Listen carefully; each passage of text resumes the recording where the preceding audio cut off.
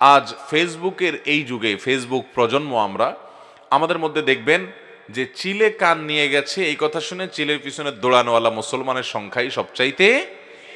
অথচ একজন ইমানদার কখনো এরকম দায়িত্ব জ্ঞানহীন কাজ করবে না, এবং সে বিষয়ে আল্লাহ তাআলা আমাদেরকে সাবধান করেছেন। 6 থেকে 8 নম্বর আয়াত পর্যন্ত সূরা হুজুরাতে আল্লাহ বলেছেন, ইয়া আইয়ুহাল্লাযীনা আমানু ইন জাআকুম ফাসিকুম বিনাবাইন ফাতাবায়ানু আন তুসিবু কওমান বিজাহালাতিন ফাতুসবিহু আলা মা ফাআলতুম নাদিমিন। এখানে আল্লাহ তাআলা বলেছেন, হে ইমানদারগণ, কোন ফাসিক তোমাদেরকে কোন নিউজ পরিবেশন করলো, কোন মিডিয়াতে কোন নিউজ উঠে আসলো, যে মিডিয়া আল্লাহর ভয় লালন করে না, পয়সার কাছে হয়তো বিক্রি হয়ে যায়, হয়তো কোনো দুনিয়ার ধান্দার কারণে, বরং ইসলাম বিরোধীদের কোনো এজেন্ডা বাস্তবায়ন করার জন্য তারা অনেক কাজ করে, এদের কোনো আল্লাহ ভীরুতা, তাকওয়া এবং তাকওয়া নির্ভর কোনো আদর্শ বলতে কিছু নাই।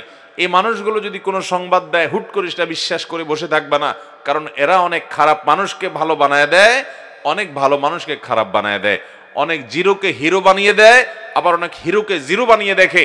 অতএব শুধুমাত্র এই গতানুগতিক তথাকথিত মিডিয়াই নয়, যেই কোনো মানুষ তোমার কাছে কোনো সংবাদ পরিবেশন করলো, ফেসবুকে তুমি একটা নিউজ পাইলা আর অমনি ওটা শেয়ার শুরু করে দিলা, লাফালাফি করে ওটা বলা বলি শুরু করে দিলা, না। তোমাদের কাজ হলো কোনো সংবাদ আসলে ফাসিক এমন কোন মানুষ যদি সংবাদ পরিবেশন করে যার ভিতরে আল্লাহ ভীরুতার ঘাটতি এবং কমতি আছে, ওইটাকে যাচাই করো, ওইটাকে তাহকিক করো, অনুসন্ধান করো, ওইটাকে ক্রস চেক করো, তারপর তুমি সে বিষয়ে সিদ্ধান্ত নিবে। আল্লাহ অন্য আয়াতে বলেছেন, ওয়ালা তাকফু মা লাইসা লাকা বিহি ইলম, যে বিষয়ে তুমি চূড়ান্তভাবে নিশ্চিতভাবে জানো না, সে বিষয়ে কোনো বিষয়ে অবস্থান গ্রহণ করতে যাবে না। আজ আমাদের মুসলমানদের মধ্যে, এমনকি প্র্যাকটিসিং মুসলমানদের মধ্যে, নিয়মিত সালাত সিয়ামকারী ভাইদের মধ্যে, দাওয়াতের কাজ করেন বিভিন্ন অ্যাঙ্গেল থেকে, সে সকল ভাইদের মধ্যে এই রোগটা এত প্রকট আকার ধারণ করেছে যে কারোর ব্যাপারে কোনো কিছু পেলেই হলো, কি বলেছেন তিনি, আদৌ তার আগে পরে অন্য কোনো কিছু ছিল কিনা, এটার মর্মটা কি, এটার লক্ষ্য উদ্দেশ্যটা কি, এটা কতটা সত্য কতটা অসত্য, এটা কত আগের কত পরের, এখানে কোনো মিডিয়ার কারসাজি আছে কিনা, এটা কোনো ইউটিউবারের কোনো কারসাজি আছে কিনা, এখানে মাঝখানে কোনো গ্যাপ আছে কিনা, ন্যূনতম বাজ বিচার নাই, পাইলেই হলো কারোর পেছনে লেগে আমরা তার গোষ্ঠী উদ্ধার শুরু করে দেই। আছে না নাই? ভাইরা আমার, আল্লাহ তাআলা কোরআনে কারীমে বলেছেন, তাহসাবুনাহু হাইয়িনা ওয়া হুয়া ইনদাল্লাহি আযীম, এগুলোকে তোমরা খুব হালকা জিনিস মনে করো, খুব তুচ্ছ জিনিস মনে করো, অথচ এটা আল্লাহর কাছে অনেক বড় বিষয়, বিশাল বড় বিষয়। এটার উপরে অনেক কিছু নির্ভর হতে পারে, তোমার জান্নাত জাহান্নাম নির্ধারিত হতে পারে। আজ আমরা অন্যকে নিয়ে যত টেনশন করি ভাইরা, নিজেকে নিয়ে আমরা তার সিকি ভাগো টেনশন করি। আমরা শুধু মানুষের পিছনে লাগালাগি, কে কি করলো, কে কি বললো, শুধুমাত্র এগুলোর পিছনে করি, এবং সেগুলোর পিছনে যে আমরা ঘুরি, সেক্ষেত্রেও আমরা যথাযথ শরিয়ার নীতিমালা, সূরা হুজুরাত যে নীতিমালা বলেছে এটাকে আমরা অনুসরণ করি না। এই জন্য ভাইরা, আমরা কারোর বিষয়ে কোনো কথা যতই বলুক মানুষ, আমি নিশ্চিত হওয়ার আগ পর্যন্ত, আমি স্যাটিসফাইড হওয়ার আগ পর্যন্ত, কোনো মুত্তাকি পরহেজগার থেকে জানার আগ পর্যন্ত, কোনো ফাসিক, কোনো আননোন কোনো সোর্স থেকে কিছু পেলাম আর লাফিয়ে লাফিটা বলা শুরু করলাম, এই কাজটা করব। আল্লাহ আমাদেরকে বেঁচে থাকার তৌফিক দান করুন। 6 থেকে 8 নম্বর আয়াতের মধ্যে আরো একটি বিষয় আলোচিত হয়েছে, সেটা হলো আল্লাহ রাব্বুল আলামিন বলেছেন, ইন্নামাল মুমিনুনা ইখওয়াহ ফাআসলিহু বাইনা আখওয়াইকুম, নিশ্চয়ই ইমানদাররা সবাই ভাই ভাই, অতএব তোমরা ইমানদারদের মধ্যে কোনো গন্ডগোল, কোনো ভুল বুঝাবুঝি, কোনো মতমানের পার্থক্য, কোনো মনোমালিন্য হলে এটাকে সংশোধন করে দিবে, এটাকে দূর করে দিয়ে তাদের মধ্যে ঐক্য সৃষ্টি করার চেষ্টা করবে। আর আমাদের স্বভাব হলো উল্টা, যদি কোনো মুসলমানের সাথে কারোর মনোমালিন্য হয়, আমরা সেখানে চুগলখড়ি করি, ঠিক না ভাই? ঠিক। এক আলেম আরেক আলেম সম্পর্কে হয়তো কিছু বলেছেন, হয়তো তিনি ভালো অ্যাঙ্গেল থেকেই বলেছেন, আপনি যা যার ব্যাপারে বলছেন, তার কাছে যা বলছেন, আপনি জানেন উনি আপনার সম্পর্কে কি বলছে? ওই বেচারার পেট ফুলে বিশাল বড় আপনার মোটকায় পরিণত হয়ে গেছে, আমার সম্পর্কে এরকম বলল। আছে না না এই সমস্ত চগলখোর? এই চগলখড়ি এটা খুব ভয়াবহ বিষয়। কবরের আযাব দুটি কারণে হবে সবচেয়ে বেশি। তার একটি হলো পেশাব থেকে ভালো করে পবিত্রতা অর্জন না করা, আরেকটি হলো চগলখড়ি করা। নবী করিম সাল্লাল্লাহু আলাইহি সাল্লাম বলেছেন যে কবরের আযাবের অন্যতম প্রধান কারণ হলো এই দুটি।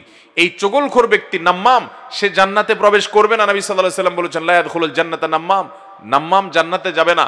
চগলখড়ি যে কত নিকৃষ্ট একটা চরিত্র, আমাদের সমাজের চতুর্দিকে তাকালে দেখবেন চগলখোর আর চগলখোর। আপনার সামনের কাছে যায়, আপনার সামনে যায়, আপনার কাছে ভালো সাজবে, আবার আরেকজনের কাছে যায় তার কাছে ভালো সাজবে, আছে না নাই? এই চগলখড়ির চরিত্র কোনো ইমানদারের মধ্যে থাকতে পারে? ইমানদার সব সময় অন্যের কল্যাণকামী হবে। কারোর মধ্যে, দুজনের মধ্যে ভুল বুঝাবুঝি হয়েছে, সে ভুল বুঝাবুঝি দূর করার জন্য সে প্রাচীরের ভূমিকা রাখবে, যে প্রাচীর দুজনকে এক করবে। সে প্রাচীর হয়ে দুজনের মধ্যে বিভেদ সৃষ্টি করবে না, বরং পারলে সেতু বন্ধন হবে, প্রাচীর না বরং সেতু হবে। আল্লাহ তাআলা আমাদের সবাইকে সেটা করার তৌফিক দান করুন। আমরা অনেকে কিছু ইবাদতকে ইবাদত হিসাবে জানি না। সূরা হুজরাতে যে আমলগুলোর কথা বলা হচ্ছে এগুলো গতানুগতিক ইবাদতের মতো নয়। কোনো দুইজন মুসলমানের মধ্যে গন্ডগোল, মনোমালিন্য দেখা দিয়েছে, আপনি যদি মীমাংসা করে মিটাই দিতে পারেন, মিলাই দিতে পারেন, তাহলে এটা আপনার আমল নামাতে অনেক বড় একটা সওয়াব জমা হওয়ার কারণ হবে। শেষ কবে আমরা দুজন মুসলমানের মধ্যে গন্ডগোল ফাসাদ মিটানোর জন্য উদ্যোগ গ্রহণ করেছি আমরা অনেকেই বলতে পারবো না, ঠিক কিনা বলেন? আমি অনেক আমলের কথা বললে আপনারা এখন অনেকে হাত তুলবেন, হ্যাঁ আমি আমল করছি। এখন যদি আমি বলি যে দুইজন মুসলমানের মধ্যে ভুল বুঝাবুঝি হয়েছে, গন্ডগোল হয়েছে, ফাসাদ হয়েছে, মনোমালিন্য তৈরি হয়েছে, মতপার্থক্য, মতভিন্নতা তৈরি হয়েছে, আপনি সেখানে মাঝখানে গিয়ে তাদের উভয়কে এক করে হাতে পায়ে ধরে বুঝিয়ে তাদেরকে এক করার উদ্যোগ গ্রহণ করেছেন, এই কাজটা করতে পেরেছেন, কয়জন আছেন? বললে এখানে দু চারটা হাতে হয়তো উঠবে না। ভাইরা আমার, আমরা এই সমস্ত ক্ষেত্রে সেলফিস্টের ভূমিকায় চলে যাই, যে আমার দরকার কি, তাদের মধ্যে গন্ডগোল, আমার দরকার কি? আমি পারলে অন্যের ঘর পোড়াতে আলু পোড়া দিতে যাই, আরেকজনের ঘর পোড়াতে কি করতে যাই? আলু পোড়া দিতে যাই। আল্লাহ তাআলা আমাদেরকে ভালো মুসলমান হওয়ার তৌফিক দান করুন। তো কোরআনে কারীমের সূরা হুজরাতের এই 6 থেকে 8 নম্বর আয়াতে দুটি বিষয় আলোচিত হয়েছে মূলত।